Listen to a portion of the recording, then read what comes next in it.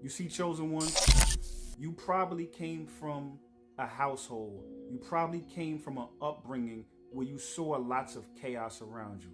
Maybe your mother and father were fighting. Maybe your sisters and brothers were fighting. But I say all that to say you was in the middle. You consistently had to sacrifice your own feelings to make sure the feelings around you were at equilibrium. You had to sacrifice your own happiness to make sure everybody else was happy, or at least if they weren't happy, they weren't fighting and arguing.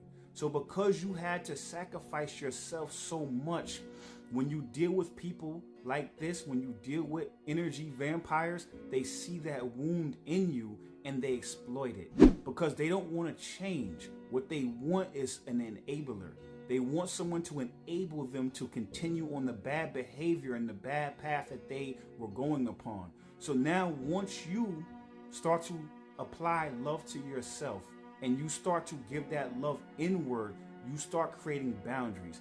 And now you retain your abilities as an empath while simultaneously you obtain discernment. You obtain healthy boundaries. Valerie, talk to him. Yeah, because empathy without boundaries isn't love, it's leakage. You learned early that keeping peace meant keeping quiet, but silence isn't safety when it costs you your center. Those old programs taught you to read the room before you ever read yourself. Energy vampires sense that. They can smell self-abandonment like smoke. The moment you start pouring inward, they panic, because your self-love exposes their self-avoidance.